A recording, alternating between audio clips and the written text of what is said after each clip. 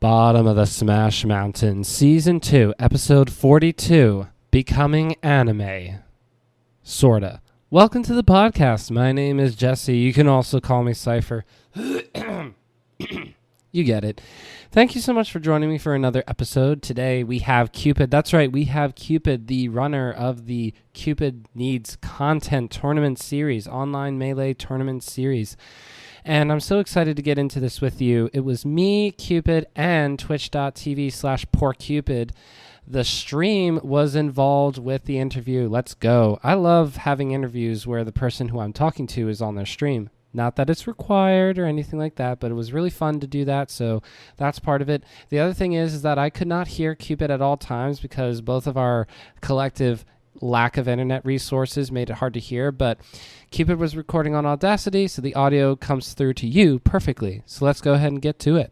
Here we are, bottom of the Smash Mountain, and today I am so excited to be joined by the person who runs Cupid Needs Content, a tournament series held online for Super Smash Bros. Melee. Today I have Cupid. Thank you so much for joining me. Thank you so much for having me. It means a lot. It was great to hear that there's like this whole other part of Melee that I did not yet know about. There are many, many locals and small little tournaments that are held, but when I learn about new ones, it's always fun. I can't enter events myself because I do not have the resources to do that at the moment. I have no internet at home. That's the big blocker. But the point of all that is that Fire introduced us to each other, Firepuff12. So I want to give credit where credit is due on the Fire Nation Discord. So it was nice to meet you there. And then we're going to probably lead with this. This is a good way to start off the podcast. Your current situation, I was made aware of that a little bit by Fire and said, can you have Cupid onto the podcast? And I said, that's like the least I can do. But hearing your story, I'm so interested in that as well. But I think the best place to start is not to bury the lead, to kind of talk about what your stream plans are here for next Monday, July 5th, and to talk about that a little bit. All right. So as I have explained to my stream, but not to the podcast, I am in quite the financial hole lately. My car had a water pump that I had to replace, and that cost me about $600. And now my spark plugs have actually gone bad. I had to actually deliver food via DoorDash using my dad's car today. So I'm in a pretty rough spot. So my plan was, well, actually there's a lot more to it than that, but the main thing is my car. So my plan is I'm going to be doing a marathon stream of Pokemon Heart Gold with a randomizer, Nuzlocke style, and any money donated to me, each dollar will extend the stream by 1 minute, and you can also purchase incentives that'll still extend the stream as well. So it'll be a lot of fun. I think very interactive with the viewers who show up, and I think that's what I really want from my stream Monday. Also, it happens to be my 24th birthday that day, so I really hope to see a lot of you guys there. At least some birthday wishes, something like that. But, yeah. So, the stream will run for a minimum of 6 hours. And as I said, each dollar will extend the stream by 1 minute. And the stream can run up to a maximum of 36 hours. I don't know if I can handle doing 36 hours, but I will certainly try if I manage to make the money for that.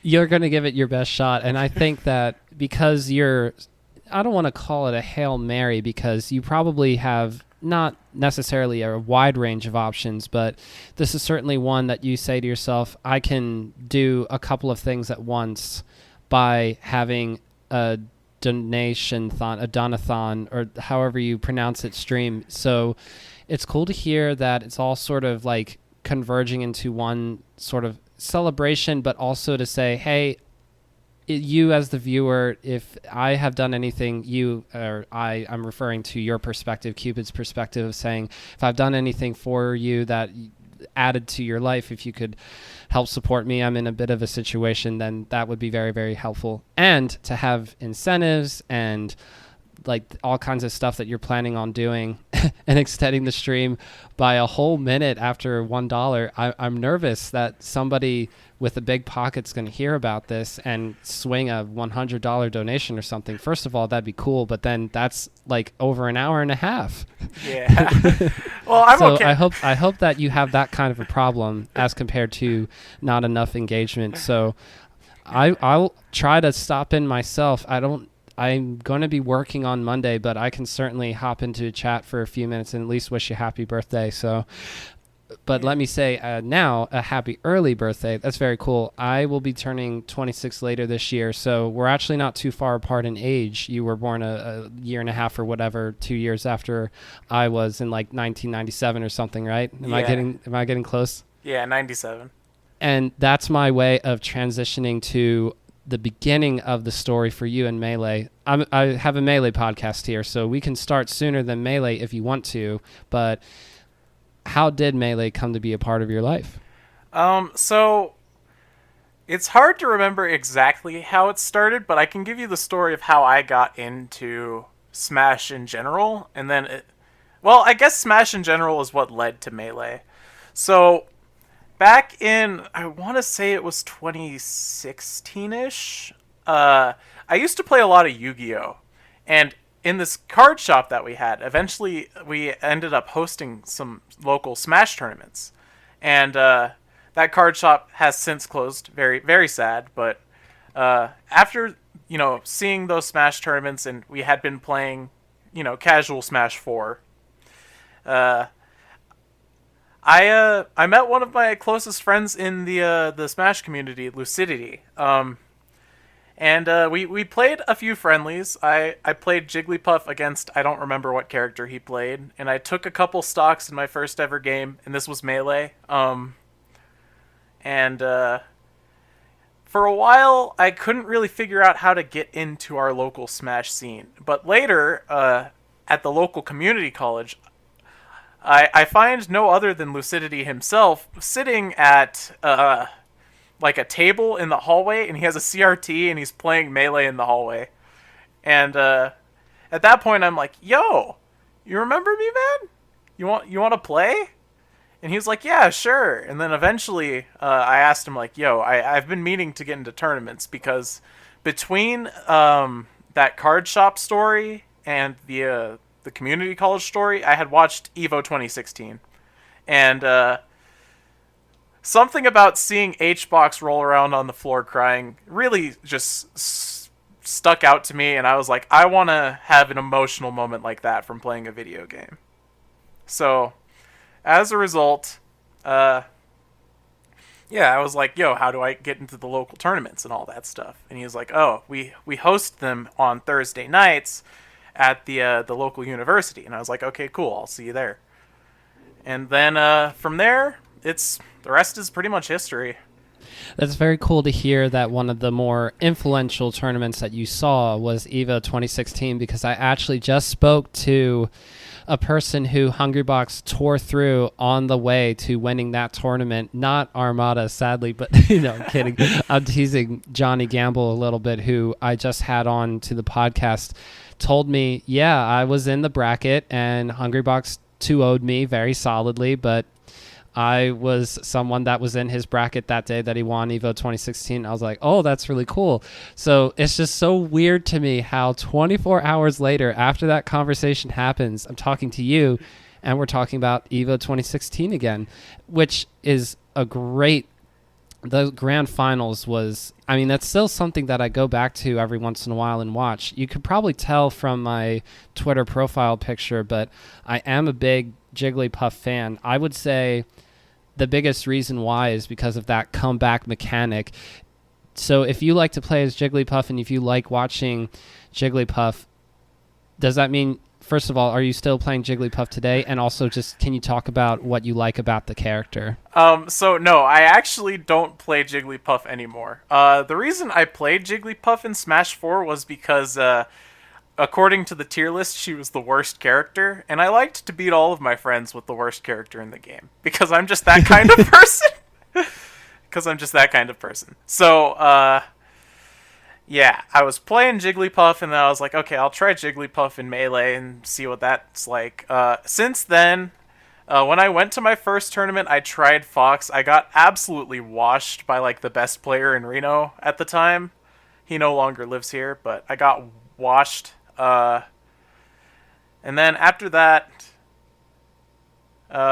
it took about I think it was my third tournament. I decided, you know what? I'll just try like Sheik, and then I won my first ever set as Sheik. And then I played Sheik for about 4 years, and then just recently in February, I switched to Peach as my new main because I like Peach's punish game. I think the way she plays is a little bit more fun. She's definitely a lot more unique. And those are all things that I typically look for when I am picking a character. So between playing as Kirby, who is between Kirby and Bowser being the worst characters in the game, you thought to yourself, well, that's probably a little bit too much self-punishment. I have to go for Peach, who is a strong character for sure, but usually not looked at as a top-tier character. It's more viewed as like a high-tier character. How do you think the transition from maining Sheik to maining Peach is going thus far? Because if that was February, we're talking on June 30th. Yeah.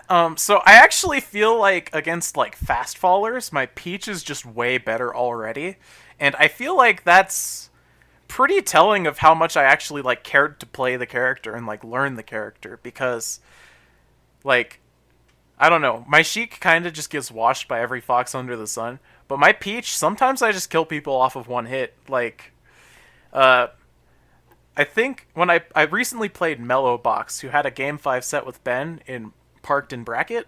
That was the most recent bracket I was able to play in myself. And I started that set just like 0 to deathing a fox that was just way better than me. And I was like, yeah. And then I got destroyed. I got like double two-stocked that set. So, but, So, no, I'm sorry. yeah. Go ahead. But at the moment, I still rather play Sheik for like against Puff and against Marth because those two matchups are just feel so hard for Peach. Oh, Marth, really? Oh, that's interesting. In your perspective, is it just because, as PPMD says, Marth has a big sword and he just swings the sword? To an extent, yeah. My biggest issue in the matchup is like Marth can just like sort of safely space aerials on shield and then dash away, and then I can't like grab or dash attack him. And since Peach is so slow, Marth kind of just gets away for free. So I kind of just have to like really outplay the Marth by like constantly outspacing him and stuff. And the reason I don't like Puff is because it's more of the same except for with Puff's back air and then aerial drift away.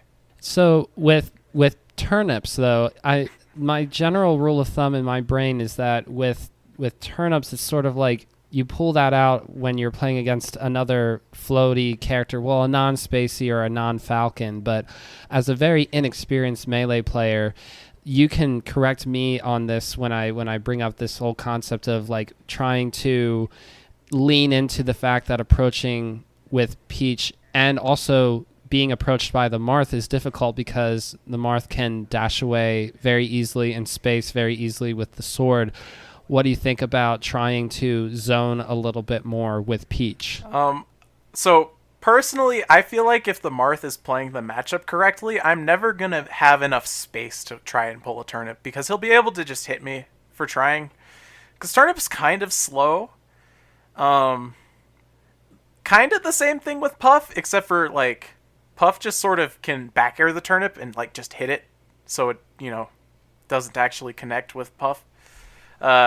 Also, in perfect melee, they're gonna just catch the turnip every single time. So, yeah. But I am far from the level of perfect melee. I would definitely say I'm probably the second worst melee VTuber at the game. Wait, that means there's a worst. Oh no. Yeah, not to put anyone on blast, but yeah, there is one that is worse at the game than I am. It's one step at a time. And hey, you're not even a year into playing your new main, so as you know this so much better than I do because I've only gone to one IRL tournament this past Saturday. The skill level of people that you'll come across in unranked and in tournament brackets online, I'm sure can be very high, especially if it's like a more well-known tournament series. Like I'm thinking about like Training Mode Tuesdays or something. But all that to say, I'm sure it feels really weird at times where you're like, oh, this is a good matchup that I happened into. We seem to be fairly matched in skill, but I'm sure sometimes it feels like all that happens is you run into a competent Falco on unranked and you go, oh, here we go again. Well, I don't know. Personally, I don't mind getting completely destroyed. The issue that I have is when I'm getting destroyed because of A, my internet being bad, or B, like my controller having issues. Luckily, my current controller doesn't have very many, but like the internet hurts a lot. I went and I played some IRL Melee just recently, and I was going like even with like the best player here. So, well, not even. I'm giving myself a little bit a little bit too much credit, but I was doing pretty good. Brought him to last stock pretty much every game. Falco main. And yeah, I wasn't getting entirely washed with my 4-month-old Peach. So, yeah. Sorry, go ahead. Yeah. The biggest thing is like, I like close games. I don't like losing close games because I always immediately realize like, oh, I could have done that better, and then I just get mad at myself. Is it hard to look at VODs of a close match where you lose that game? Yeah. So I know this about myself as a player, but I panic and I start just like, when I'm panicking, I get way more aggressive, and then if you just like dash away from me, I lose. So, yeah, like good patience and good spacing against me are just how you just destroy me. Because you start to get a little bit of that urgency in the back of your mind where you're like, okay, I'm down right now, or you're down in the set or something like that, and you're trying to force it a little bit more, and that will throw you off completely because Peach requires a lot of discipline, or at least that's what it seems like, because as Spaceys or Melee players in general start to master tech skill more and spacing more and defensive options more, some of Peach's options can sort of start to feel a little bit less effective, perhaps. Does that sound right to you? Yeah, Peach is very slow, so as a result of her being so slow, like, all of the top tiers are faster than her, so if you just sort of run away, you can just sort of get away. And I can't kill you off of one hit. So, like, it's a I don't know. I've noticed a lot that, like, when I'm usually doing really well is when people aren't just camping me, and then even my closest friends will occasionally camp me now because I just start beating them too much, and they just like, oh, well, fine. I'll take advantage of the fact that your character is slower than mine. I will run away. I will laser you, and you will have to deal with it. It's like, okay, cool. I guess this is how we're playing now. So, in your estimation, as an up-and-coming Peach main, would you say that someone like Armada, or just even if another Peach player starts to really transcend and climb up the ranks, similar to how all the Captain Falcons seem to be doing that currently, players like S2J and Wizzy and Nun are sort of dominating in the top 10 sphere. Like, if there was a Peach that was at that level, how much adaptation would the other players and characters have to do? Like, I think about this is something I fantasize about every now and again, and I'm just curious about your thoughts, where it's Zane versus Armada. They never played where Zane was at where he's at now. Like, Zane is the best player in the world, more or less, and Armada, of course, a fantastic Peach, probably, well, of course, the best Peach ever. But the point of all that is, I could just really picture in my mind Zane just starting to learn how to catch all the turnips, and Armada needing to figure out how that spacing, like you said, like what you're trying to figure out, all that kind of stuff. Like, do you think that it would be, like, how cool would it be to see a Zane versus Armada, or is this nothing that you really ever think about? I know that Zane's played LOD a lot because they were from the same region, so I feel like Zane would probably wash Armada pretty badly, but Armada has always been more of a patient player. He's been like punishes your bad spacing and all that. And I feel like if Zane just plays it right, it should be pretty much free. If he just plays safe, does his usual. I don't know if you've seen the clips of Zane using Marth's dash away to avoid like grabs by exactly 1 pixel, but he does that more than anyone else I've ever seen. So yeah, it could be really rough for Armada. Uh, I would like to see that matchup. Tragically, we won't get that. The best we've got is like Laud or Rio Beat versus Zane. Uh, and I mean, there's a lot to be learned from those matchups as well. Like, Laud and Rio Beat are still very good Peach role models, and I feel like they should get plenty of credit as being the two that are like the most pioneering of the character at the moment. Keizu as well, but Keizu, I don't know. I just don't really watch much Keizu, not to be mean or anything. I can't really say much about him, but I definitely do a lot of Rio Beat studying, and I watch a lot of Laud VODs, so... Yeah, I wanted to make sure that we mentioned Keizu because you were talking about Ryubeat and Laud. So the other Peach player that I can think of off the top of my head is Blue's Clues from Texas, but I haven't watched a lot of Blue's Clues Peach. So there are Peaches that can get far in a bracket, and most recently in my memory, I remember Keizu getting all the way to winners finals in like the Four Loko fight night a few months ago. So yeah, I still think that Peach can do it, but I don't know how realistic it is for one of the current Peach players to start to make that push.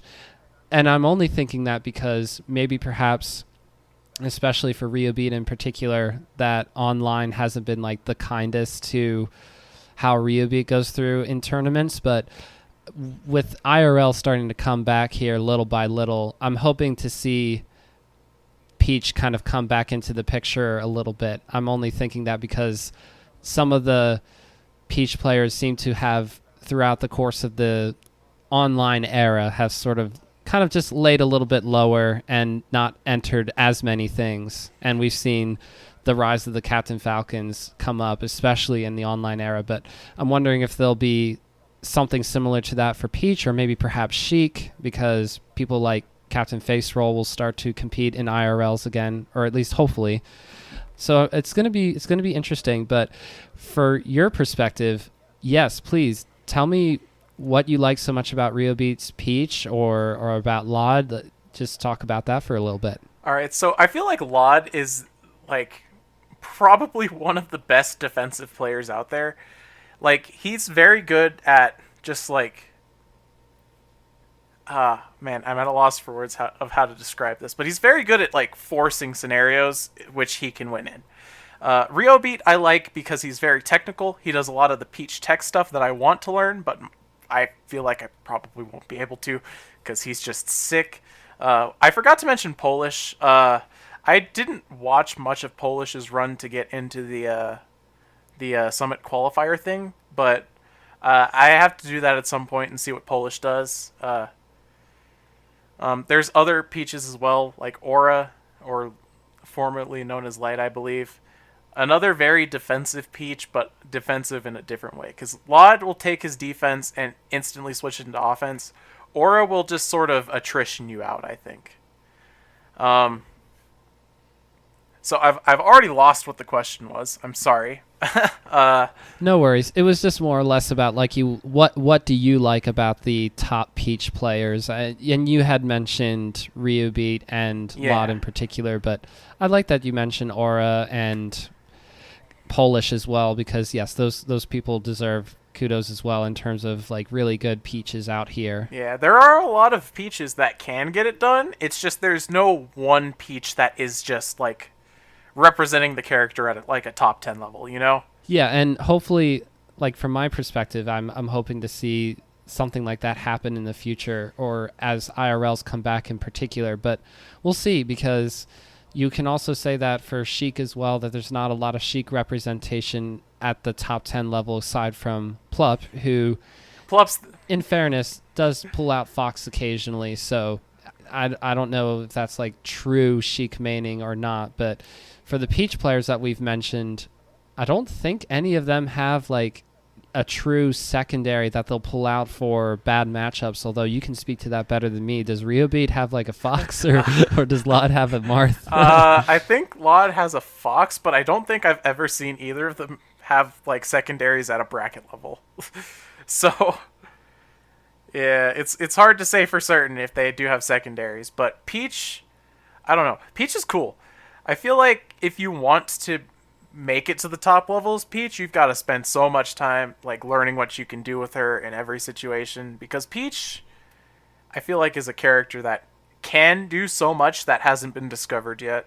So for you, are you trying to be one of the people who figures all that kind of stuff out, put all the new tech together and put it into Peach and be able to outplay and outspace other characters? Or are you trying to get to the point where you just become sort of like a known Peach, respected Peach? What are your goals with playing Melee is one way of asking that question. I mean, like, I feel like the end game for anyone who wants to really, like, make a name for themselves should be the best in the world.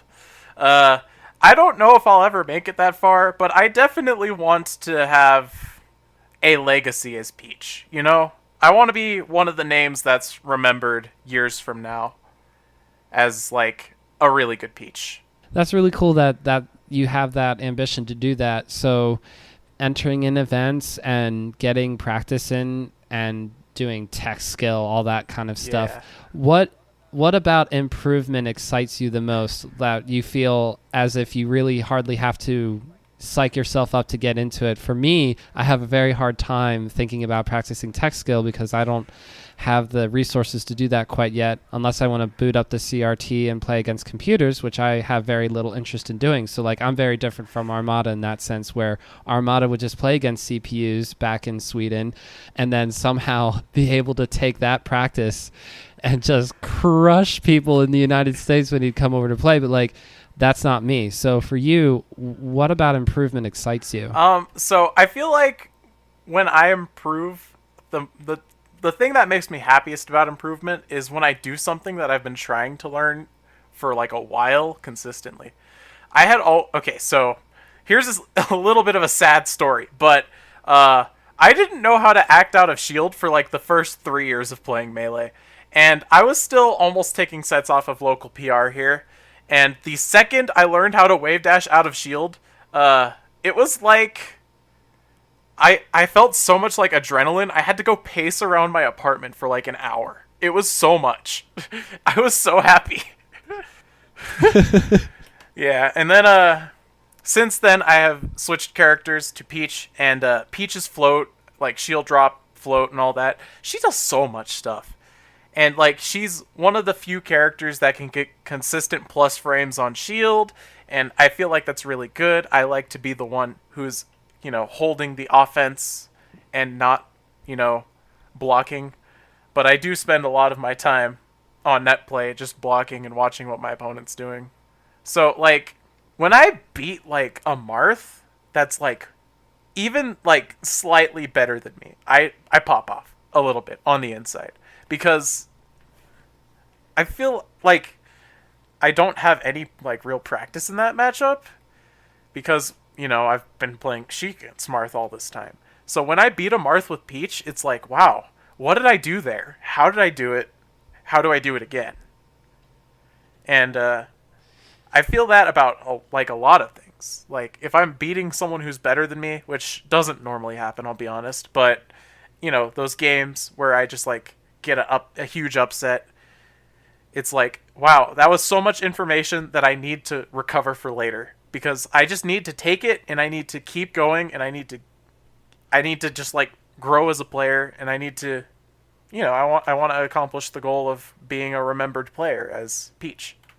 So you would say that you find yourself wanting to analyze and break down situations when you're coming out on top, but you have a lot less interest when you're the one who's losing the scenario, losing that moment, or losing the game? Well, when I'm losing, I can usually pinpoint why I'm losing, and I I'm just like, oh, okay, I need to stop doing this. And then in my brain, I'm like, okay, yeah, this is what I have to do.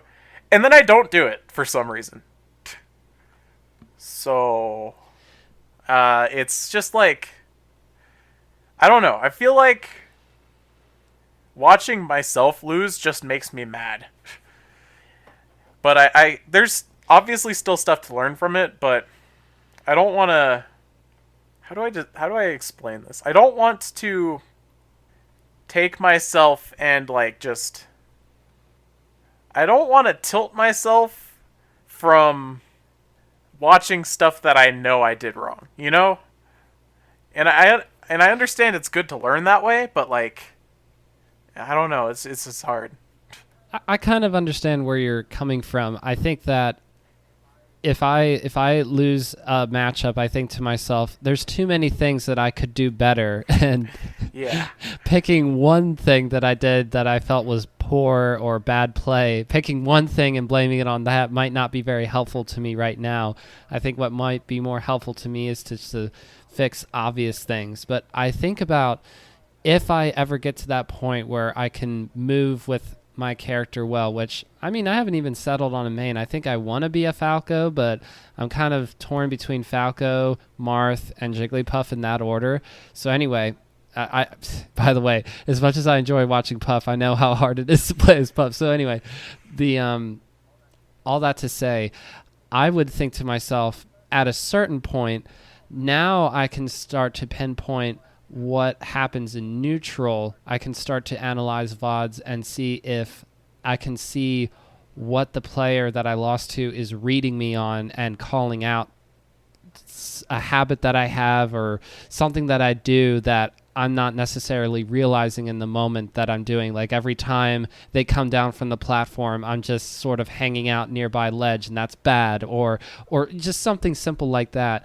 I might not be sort of like, just I'm subconsciously doing something just to kind of like, I don't know, pass the time for 3 seconds while they come back from losing a stock. But all that to say, I'm thinking about how if I were to look at a VOD where I lost the game and it was close or what have you, I would, at first, for a long time, I feel like I would not be able to pick any one thing. It would just be me going, that's a bad thing, that's a bad thing, that's a bad thing. I have a lot to work on. But for you probably feel like you've mastered a lot of things, or do you feel like you still have so much to learn with Peach that it's just hard to pick any one thing to work on? Instead, it's just more of like, I want to learn how to do float cancel this week, so I'll do that and I'll just keep it moving. So I feel like with Peach, right, there's, as I've said before, there's so much that Peach can do. I don't think I will ever be able to fully learn everything that she can do.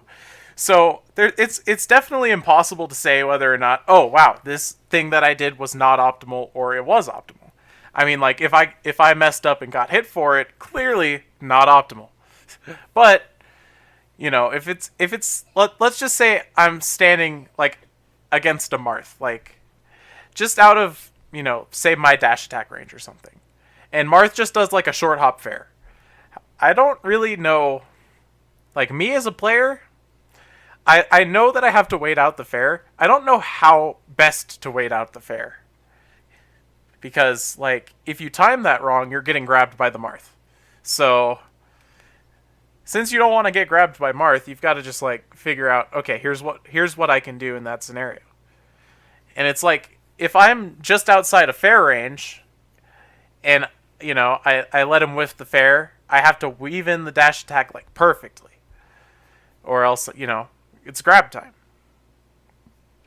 So, like, Peach has a lot of scenarios that are like that, because Peach is so slow, you kind of just have to... Well, I feel like this is why Armada is so good, because, like, Peach is so slow that you kind of have to wait out your opponent, And Armada was super good at waiting out his opponents. So, yeah, I've got a lot to learn, and I have a lot of patience that I have to work on as well. But it sounds like you have a pretty good mentality for wanting to learn and get better. And yes, it's hard to watch. It's certainly hard to watch yourself losing, and I don't think that it has to be the way to go. I mean, one of the things that I hear a lot from people who are giving advice on how to get better at Melee is watch the VODs that you lose and just get over the fact that you lost and just see why you lost the game. And that's fair because that's how they wanted to learn and that's what they found to be helpful. But it doesn't have, that's not like the magic formula. I think there are a lot of ways to get better at Melee. So it sounds like you're on the right path in regards to knowing what suits you and what you prefer to do self-improvement. And hey, you'll get there when you get there. It's not like you have like a ticking time clock that's saying you have to be good at Melee by 2022 or else. Like there's no pressure on that, or at least I hope there's not. Yeah. So I wanted to ask you a little bit about the content creation side of things. You run a tournament called Cupid Needs Content after all. So with playing Melee, there's obviously opportunities to make content out of that. But how did you first start streaming? Or maybe was that your first attempt at doing content creation? No. So actually, I had started streaming way long ago. And I had been grinding it out a little bit and playing mostly like Monster Hunter and PS4 games because I didn't have a computer that could really stream for the longest time. But eventually I figured out, hey, look, my PC, I can just, like, I have this now. I could stream on it. And then, I started streaming on it. Slippy came out. I was like, wow, I could probably stream Slippy. That would be cool. I did that for a while. And then fairly recently I moved into my uncle's place. And the internet here is not great. And so as a result of that, I made the series that I have branded as Cupid Needs Content because I wanted to have Melee content on my channel because, it's my favorite game of all time. But I can't really stream and play the game myself at the same time. I mean, I can barely even play the game myself at this, like, the internet here is just limited, So as a result, I was like, okay, well, I can watch people's like Slippy replays, and I can just have me and some other person commentating over it, and then we can just sort of figure it out from there. And yeah, so that's how Cupid Needs Content was born. I started off by making it like an online local because we had been lacking locals here, and an online friend of mine with the tag Dusky sort of just like told Squid the Cat about it, and then after Squid the Cat joined, I was like, I could probably get in like other streamers, and then that's how I was like, okay, I'm gonna invite Velparia, I'm gonna invite Firepuff 12, I'm gonna try and get in like 404 Cray. At one point, I almost had Hacks Money join, but unfortunately, the tournament wasn't East Coast only, so he decided not to. Which, I understand. You don't want to play against West Coast as East Coast. That's not exactly fun. You don't want your inputs being eaten, especially when they're all digital. I get that. But yeah, that's how Cupid Needs Content came to be. I had done a few other Let's Plays. This was all before I became a VTuber, though, so I had to wipe all that out because, VTuber, you don't really want people to know what you look like. Because, I don't know, I feel like it adds to the mystery for people if you're a VTuber to not have like a face reveal sort of deal. So, yeah, it's good for content. So, if I'm understanding you correctly, you have not done the face reveal thing either, because I'm on the no face reveal yet train. So if you look kind of hard, I guess, I don't know how exactly hard it would be. My face has been revealed. I used to stream without a webcam. As I said, I have deleted all of those VODs, but I have streamed with an actual webcam before.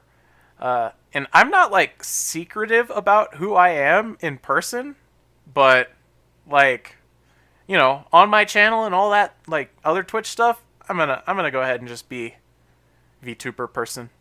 And it's gonna be hard to. I'm gonna try my best to make it difficult to see what I actually look like.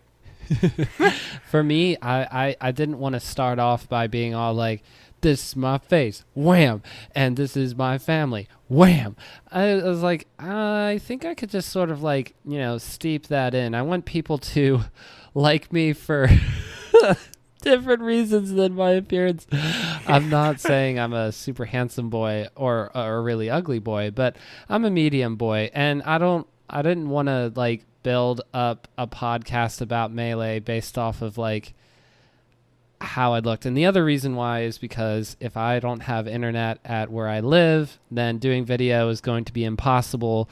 And I was like, we'll start with audio only. I've never had my face on a profile picture for Twitter before, which is mainly where I do all of my Smash social media, not on Instagram or whatever else. But all that to say, it's cool to hear how there are more than just people like me and you, that there's this whole community that builds around the concept of, instead of seeing me, the person streaming, you see well, avatar is one way to say it, but just VTubing. So since you're part of that community, more or less, like, how much crossover do you get, or do you participate in, like, I don't know, I think about VTubing and Illuminati groups, just like you may become a VTuber or you may not become a VTuber. Like, I don't know about any of that world, so please, if you could fill me in a little bit, or what your favorite part of VTubing has been so far. Okay, so ever since I was a little kid, I actually wanted to become anime, so now I am. No, that's not actually it. How did I actually become a VTuber? I feel like that's a question I should answer. So basically, I was hanging out in a Godface SSBM's chat one day, and Godface asked me the question of, "Hey Cupid, why don't you become a VTuber?" And I thought about it for a little bit, and I couldn't give like a legitimate answer. So as a result, I became a VTuber, and there's a lot of like surprise perks. Like, it's really hot outside right now. I don't know if you guys know about the heat wave in the West Coast, but I am a West Coast boy, and I can stream shirtless and not have to worry about getting reported. It's great. There's more to it than that. I think being a VTuber overall is probably better for growth, because it's like, oh wow, another webcam Andy who's just like, I don't want to sound too conceited, but like, oh wow, this guy is above average looking, but he's not good at the game, so why would I watch him? You know? So it's like, oh wow, this guy is anime. I like anime. And then boom, that's how we get new viewers. No, I'm not entirely doing it for clicks, but I'm partially doing it for clicks. If I'm being entirely honest. So, about your streaming community now, your own streams community, I'm talking about twitch.tv/poorcupid. That's where you can, the link will be in the description of the podcast episode, but all that to say, how do you like the people who come in and hang out on your stream? Do you like them? This is like a performance review for chat now, so if anybody's still here and listening, you can feel free to say how much you like Cupid, or you talk yourself up as well. But for you, Cupid, do you feel like you try to purposefully cultivate how chat interacts with you, or do you just kind of let it ride? Like, I feel like there's just different approaches to streaming, like, and how you want people who are in your chat to be. But do you put a lot of thought into this, or is this just like, whatever? Nah, I'll be honest. If anyone just shows up in my chat and says something, I'm incredibly happy about it. I love everybody in my chat. I haven't had anyone who's just like, oh, this guy is here again. He's so toxic. I gotta ban him. No, I've never had that even one time. My stream actually started off as a lot of my IRL friends, and recently with CNC, it's like a lot of the people who entered started following, and then it's like, oh, wait, hold on. My stream is growing at like a pretty alarming rate. I've pretty much doubled in followers since I did the first CNC. And yeah, it's huge, rapid growth. And I'm thankful for everyone who's here. And then, of course, becoming a VTuber also helped. I think it helped my viewer retention because my average viewers increased when I became a VTuber by like double. So, since average viewers is a very important statistic, I am very grateful for all of you who are still in my chat. Firepuff12 is now here, by the way. Very important to note. Well, let's go, Firepuff12. Woo! Yeah. Firepuff's been chilling in my chat for a while. Supernoki is also here. Check out Supernoki on Twitch. Supernoki's the homie. Girth Dad, yes, that is his tag. He's sick at the game. He's actually cracked. And those are the 3 in my chat currently.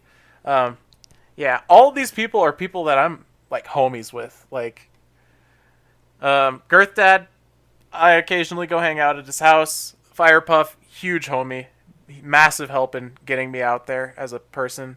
And Supernoki, who I mod for. I'm definitely always chilling in Supernoki's chat if he's live, except for like right now. I believe he's live, and I am streaming this, so I can't really be there. But yeah, he's been helping me figure out what's up with my car lately. He's been a huge help. Like, I personally find that a huge amount of just like Melee as a whole is just like such good people to be around. And there's only like a few outliers who are like, wow, this guy's, you know? Those are the people who want to be anime but can't for whatever reason. No. No. It's not about anime, you know? It's about, you know, just being chill. All you gotta do is be chill.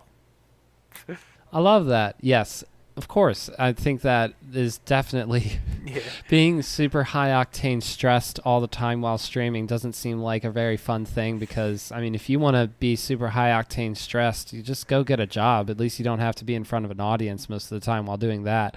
Yeah. So I'm glad to hear that overall you feel like, oh, this is cool when you well, clock in is the wrong way to put it, but I guess in one way it is when you're live and you have to entertain and all that other kind of stuff. Yeah. So I'm also happy to hear that hosting CNC has led to growth for your stream, which just means that people like what you offer. So, and there's a lot of different events that run basically every night for Melee. So if people are entering in your event over and over again, that means you're doing a lot of good things, doing a lot of things right. So Congratulations to you for that.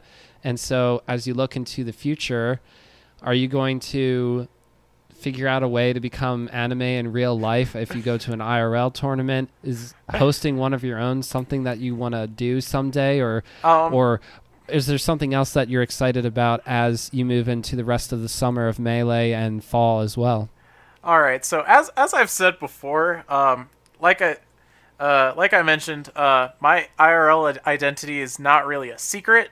So, like, I don't really have to host stuff IRL because our local scene already does that. I've been considering, however, and this is huge speculation, like, there's so much that has to go right for this to occur, but I was thinking about hosting, like, a major sort of deal, like, with, like, $1,000 pop bonus in the future.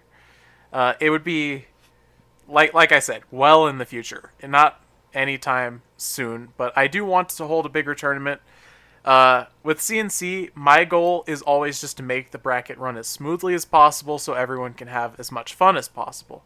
And, I mean, it's been working out great. People love the bracket, and other people have been getting great content out of my bracket as well. I mean, if you've seen Firepuff's YouTube channel recently, he's got a lot of highlights from my tournament, and a lot of cool clips. And I'm really glad that I catch a lot of those on my stream because that's good stuff right there. And yeah, as I've said, I like to get other small streams in there because, you know, it helps them out, helps me out if, you know, we're all getting in there. Yeah, Supernoki also made a highlight vid. He went Roy pretty much the entire bracket, and then he made it to, I think it was Grands of the amateur bracket with just Roy. And yeah, he schmooved. Gotta give credit where credit's due. Yeah. So Like it's like a whole community thing at this point. You know, it's not just about me and my need for streaming good stuff, which, you know, I can't even do it now because CNC was always like, okay, you guys can enter my bracket for free. I'll give you guys, I don't know, like $20 or something if you do. I'll pay out to top 3 so everyone actually tries, and then yeah, it'll be great.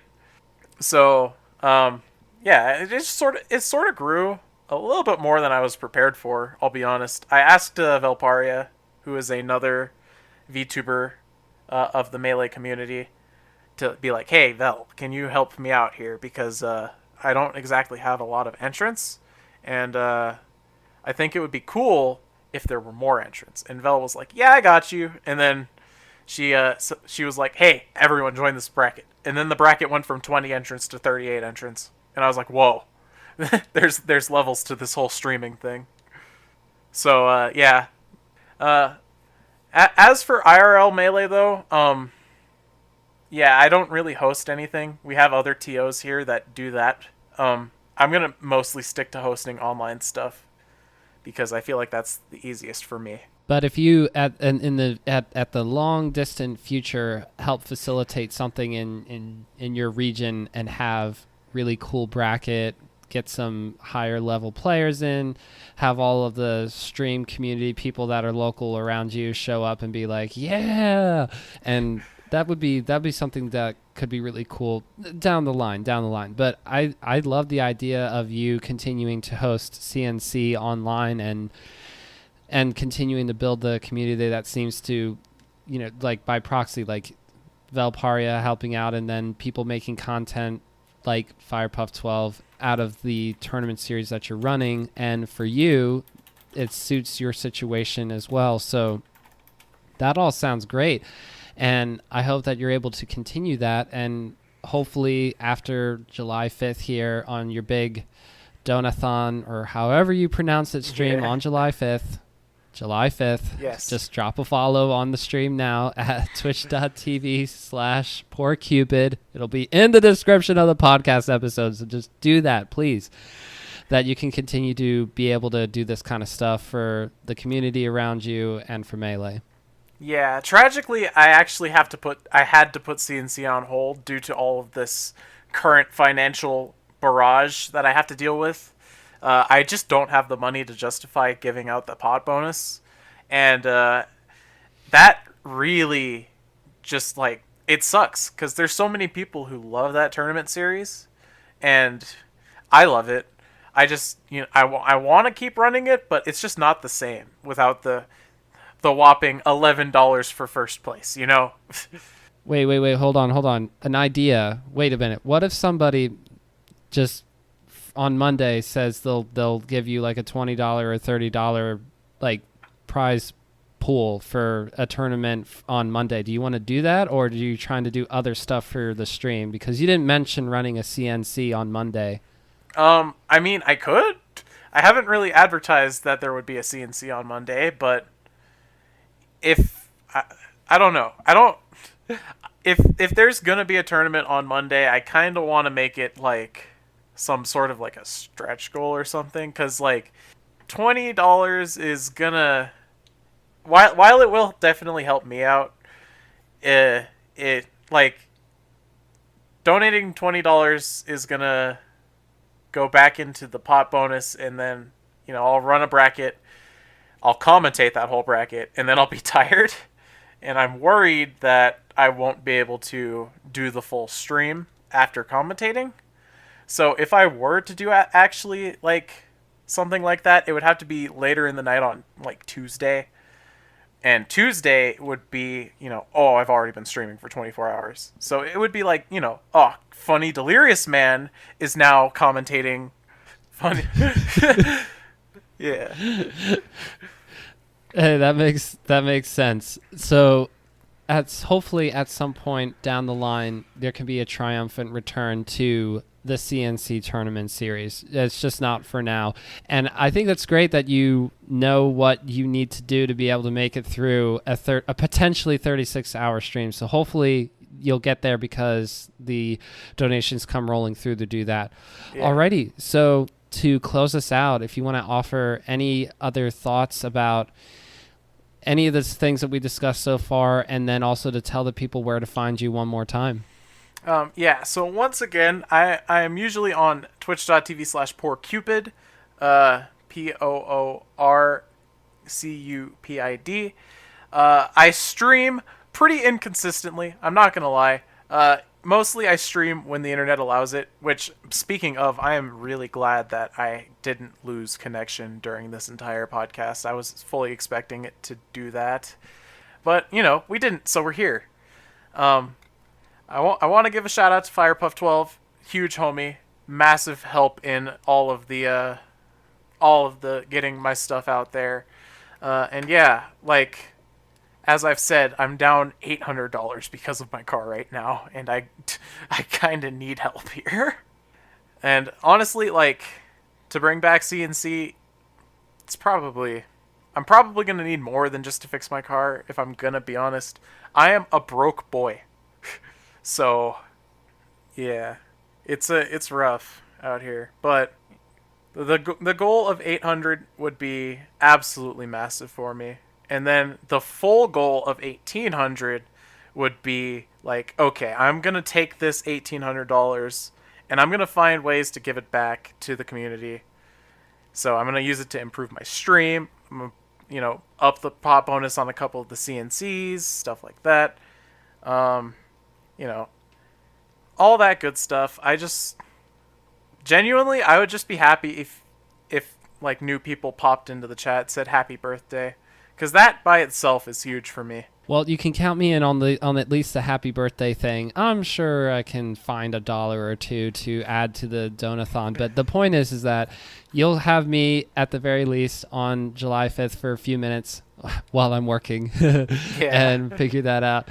And all the things that we talked about, the links to twitch.tv/poorcupid, and also you're on Twitter as well, so that's probably worth a follow as well, at RSC Cupid. Yep. So it's the 3 letters RSC and then Cupid after that. That'll be in the description of the podcast episode as well. So one more time, Cupid, thank you so much for joining me on Bottom of the Smash Mountain. Yeah, and thank you for having me. Look, in case I didn't make this clear, in case Cupid didn't make this clear, please, on July 5th, and before then, go to twitch.tv/poorcupid. It's in the description of the podcast episode. You have no excuses. Basically, Cupid is in need of some emergency boosting funds, and let's just do that, okay? Here's the deal. A lot of summit voting shenanigans is happening right now, and that's all fine and well. I love all the spectacle and fireworks of the summit voting process. However, there's someone who is in need here. I'm referring to Cupid. And it would be really cool if some of you could save a few extra dollars for Cupid and the donation stream that he will be doing on July 5th. So just a thought. And I will be stopping in myself. I'll throw a few extra dollars that I have, despite the fact that I'll be moving into a house which requires settlement, which requires down payment, which they are looking at my bank accounts very closely right now. They'll be like, what's this donation to this streamer? And I'll be like, it had to be done because Melee, that's the magic of Melee. Okay, that is all the shelling that I'm going to do. But now you know that I really, really, really wanted to impress it upon all of you to go to the stream and support Cupid. Okay. I don't really have anything else that I want to get into. Oh no, you say, what about your tournament experience? Please talk about it. Talk about it. Okay, look. I will talk about it, but I'm going to hold you down for another episode. The next episode is when I will talk about my tournament experience in full, I promise. In the meantime, go to the YouTube channel, Bottom of the Smash Mountain. Just look that up, Bottom of the Smash Mountain on YouTube, or just go to the Twitter at BSM Pod. The link to the YouTube channel is in the bio of, or the website link in the top of the Twitter page of at BSM Pod to find the YouTube channel, to find the interviews that I conducted at the local that I went to this past Saturday. So all that to say, you got plenty of content from me that you can get into, but hearing about my tournament experience in full, you will just have to wait until the next episode. So I guess you'll have to come back. Ooh, hey, there's a hook or a call to action. Come back for the next one, I guess. But either way, I'm very appreciative of all of you listening and for supporting Cupid. And let's go Melee. We'll catch you next time.